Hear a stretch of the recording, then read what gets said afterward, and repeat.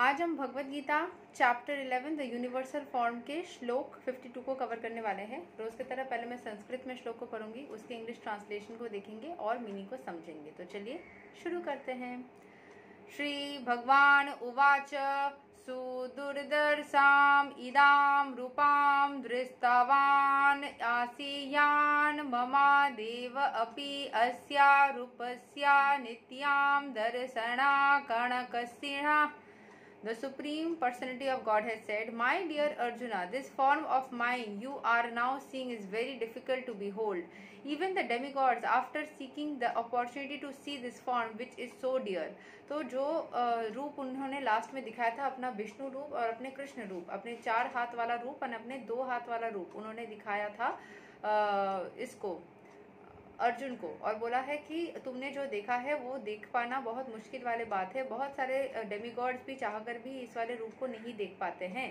तो यहाँ के एक्सप्लेनेशन को समझ लेते हैं। In the 48th verse of the chapter lord Krishna concluded revealing his universal form and informed Arjuna that this form is not possible to be seen by so many pious activities, sacrifices, etc. Now here the word Sudursam is used, indicating that Krishna's two-handed form is still more confidential. One may be able to see the universal form of Krishna by adding a little tinge of devotional service to various forms like penances, Vedic study and philosophical speculation. It may be possible, but without a tinge of bhakti one cannot see. That has already been explained. Till beyond this universal form, the form of Krishna with 2 hands is still more difficult to see even for demigods like Brahma and Lord Shiva. तो पहले हमने देखा था कि उनकी universal form मतलब जहाँ पे 100 हाथ, 100 मुंह, 100 मतलब बहुत 100 नहीं 1000 करोड़ों हाथ पैर सब दिख रहा था, बहुत ही मॉन्स्टर जैसा रूप था। तो वो उन्होंने किसी को भी नहीं दिखाया था, सिर्फ अर्जुन को देखने को मिल रहा था। तो अभी पता चल रहा है, अर्जुन ने फिर बोला कि मुझे वो देख के बहुत इरिटेशन हो रहा है, आप अपने नॉर्मल रूप में आ जाइए। तो फिर अर्जुन को ये बात सुन करके कृष्ण भगवान ने नॉर्मल रूप मतलब विष्णु रूप और नारायण रूप को उनको दिखाया, और फिर ये बताया कि जो उनका डेंजरस सा यूनिवर्सल फॉर्म है, अगर कोई चाहे तो उस रूप को अटेंड कर सकता है, उनके नारायण रूप को अटेंड कर सकता है। लेकिन अगर उन्होंने अपने किसी के अंदर भक्ति नहीं है, प्यार नहीं है, तो वो कभी भी कृष्ण भगवान के उस रूप को नहीं अटेंड कर सकते, जो कि एक सौम्य रूप है। तो वो वाले रूप को वो कभी भी अटेंड नहीं कर सकते। इनफैक्ट डेमीगॉड जो भगवान है वो भी अगर प्रेम ना रखे मन में, तो कृष्ण भगवान का वो सौम्य रूप को कभी अटेंड नहीं कर पाएंगे। They desire to see him, and we have evidence in the Srimad Bhagavatam that when he was supposed to be in the womb of his mother Devaki, all the demigods from heaven came to see the marvel of Krishna, and they offered nice prayers to the Lord, although he was not at that time visible to them. They waited to see him. A foolish person may deride him, thinking him as an ordinary person, and may offer respect not to him but to the impersonal something within him. But these are all nonsensical postures. Krishna in his two-armed form is actually desired to be seen by demigods like Brahma and Shiva. तो कृष्ण भगवान जब अपने माँ के पेट में, देवकी के पेट में थे, तो उनको देखने के लिए बहुत सारे लोग आए थे, बहुत सारे डेमिगॉड्स जो थे वो आए थे कि क्या उन्होंने मतलब उनके एक दर्शन हो जाए, तो इसलिए आ गए थे। तो जब कृष्ण भगवान का वो रूप उन्होंने देखा तो उनको मतलब देखने के लिए वेट करना पड़ा, और जब देखा तो फिर उनको अंदर से सुकून मिला। तो हम बहुत सारे लोग जो कृष्ण भगवान को एक साधारण सा कोई ये मान लेते हैं, सोचते हैं कि वो बहुत साधारण से कोई मनुष्य हैं, तो वो बेवकूफ़ी करता है, सोचते हैं कि उनके अंदर शायद कोई अलग से भगवान ने शक्ति डाला है, वो अवतार है अलग से। वो ऐसा कुछ नहीं, वो ही पूरा ही भगवान है, और उनको उसी रूप में देखने के लिए शिव एंड ब्रह्मा दोनों ही बहुत खुश होते हैं। In the Bhagavad Gita, it is also confirmed jananti mama mudha manusim tanum asuritam. He is not visible to the foolish persons who deride him. Krishna's body, as confirmed by Brahma Samhita and confirmed by Krishna himself in Bhagavad Gita, is completely spiritual and full of bliss and eternity. His body is never like a material body, but for some who make a study of Krishna by reading Bhagavad Gita or similar Vedic scriptures, Krishna is a problem.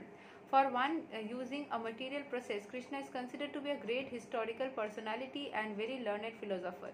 But he is an ordinary man, and even though he is so powerful, he is he had to accept a material body. तो यहाँ पे कृष्ण के बारे में अलग अलग विचार है। कुछ लोग समझते हैं कि वो साधारण इंसान है जो कि बहुत बड़ा हिस्टोरिकल कैरेक्टर है, कुछ समझते हैं कि वो भगवान है, कुछ समझते हैं कि वो भगवान का रूप लिए थे, मतलब इंसान का रूप लिए थे बट वो भगवान ही है। So there are different concepts about Krishna भगवान। सो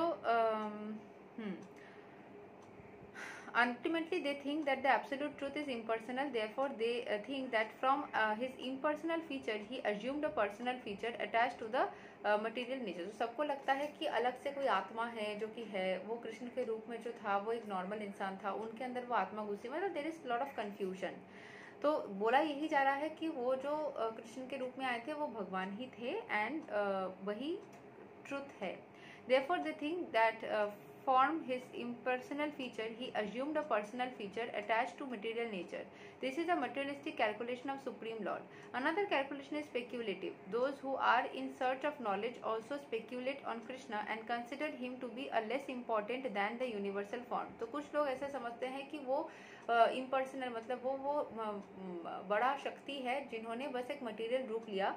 तो कुछ ऐसा भी समझते हैं कि that the universal form of Krishna which was manifested to Arjuna is those who are in search of knowledge also speculate on Krishna and consider him to be less important than the universal form of the Supreme. तो कृष्ण को उन्होंने कृष्ण का रूप बहुत सारे लोग less important समझते हैं कि जो यूनिवर्सल फॉर्म है उनका राक्षस वाला फॉर्म है वही सबसे बड़ा फॉर्म है, उनका जो 2 हाथ वाला नॉर्मल इंसान वाला फॉर्म है उसको बहुत ही तुच्छ समझते हैं। Thus some think that the universal form of Krishna which was manifested to Arjuna is more important than the personal form. जो इंसानी वाला रूप है उसको बहुत ही तुच्छ समझते हैं और ये जो भयानक वाला रूप उन्होंने अर्जुन को दिखाया था वो सच समझते हैं। According to them, the personal form of the Supreme is something imaginary. तो वो सोचते हैं कि पर्सनल फॉर्म जो है वो मायावी है। They believe that in the ultimate issue, the absolute truth is not a person. तो उनको ये लगता है कि सच में कोई एक इंसान तो नहीं हो सकता भगवान ना। But the transcendental process is described in Bhagavad Gita chapter 4 to hear about Krishna from authorities.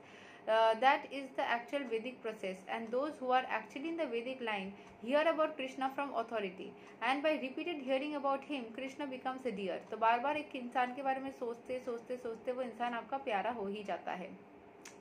As we have several times discussed, Krishna is covered by his yoga maya potency.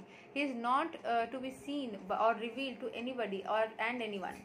Only by one to whom he reveals himself can be seen. जिस कृष्ण हर किसी के पास में नहीं आता है, जिसके पास में वो आना चाहता है। जैसे बोला जाता है ना कि टैरो रीडिंग में भी बोला जाता है कि टैरो कार्ड्स आपको चुनते हैं, स्पिरिचुअलिटी आपको चुनता है, भगवान के मंत्र आपको चुनते हैं। आप उनके पास में चाह कर भी नहीं जा सकते अगर वो एनर्जी आपके साथ में रेजोनेट ना करे। तो हमेशा जैसे कृष्ण जिसको अपना रूप दिखाना चाहता है, अपना लीला दिखाना चाहता है, उसको दिख जाता है। Only by one to whom he reveals himself can be seen. This is confirmed in the Vedic literature. For one who is surrendered soul, the absolute truth can actually be understood. The transcendentalist, by continuous Krishna consciousness and by devotional service to Krishna, can have a spiritual eyes opened and can see Krishna by revelation. तो continuously अगर आप उस energy को चर्चा करते हो तो एक टाइम के बाद में आप उनके साथ में रेजोनेट करोगे। ऐसे किसी के साथ भी रोज़ बात करते करते करते होता है ना कि उस इंसान के प्रति एक प्यार आ जाता है, रोज़ किसी के प्रति एक एनर्जी डालते डालते उस इंसान के प्रति कुछ फील करने हम लग जाते हैं। तो सिमिलरली यहाँ पे अगर कृष्ण भगवान का चर्चा आप रोज़ रोज़ करते हो, सुनते हो, तो उनके प्रति भी एक प्यार आ जाता है। ठीक है।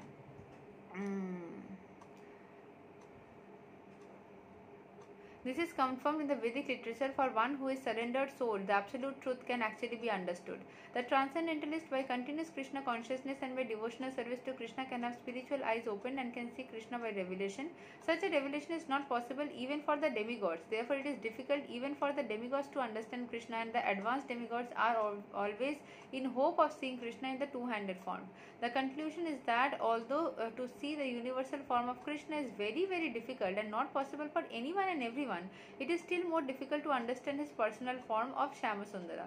तो उनका जो यूनिवर्सल फॉर्म है, जो भयानक रूप है, जो कि राक्षस से जैसा दिखता है, उसको देख पाना तो मुश्किल है ही, और उनका साधारण सा श्याम सुंदर वाला रूप जो कि कृष्ण भगवान के रूप में हम जो राधा कृष्ण का पूजा करते हैं उसको भी अपने लाइफ में उतार पाना या उसको देख पाना भी बहुत डिफिकल्ट है, क्योंकि वो उस रूप में उसी के जैसे सपने में कृष्ण दिख गए या ऐसा कुछ, जो उन्हीं के सपने में वो आते हैं या लाइफ में वो ही रियलाइज कर पाते, उसी को के लाइफ में कृष्ण आते हैं जिनके मन में भक्ति होता है, प्रेम होता है, समर्पण होता है, एंड कंप्लीट फॉर्म ऑफ जो होता है ना, शक से मुक्त होता है। जिन्होंने शक कर लिया तो वो भगवान को अटेंड नहीं कर सकता। तो यही तक है, ऐसा बोला तो जाता है, बट अगर आप शक से भी, अगर आप पूरी तरीके से बिलीव ना करके भी कोशिश करते हो, तब भी भगवान की लीला इतनी अपरंपार है ना, उसके बावजूद भी वो आपके लाइफ में आ जाते हैं ना, आप विश्वास करने के लिए मजबूर हो जाते हो। अगर आपके अंदर वो चीज़ है तो वो आ ही जाते हैं। ये तक है श्लोक number 52 of Bhagavad Gita chapter 11। अगले दिन हम श्लोक 53 को कवर करेंगे। तब तक के लिए हरे कृष्णा, राधे राधे, जय श्री राम।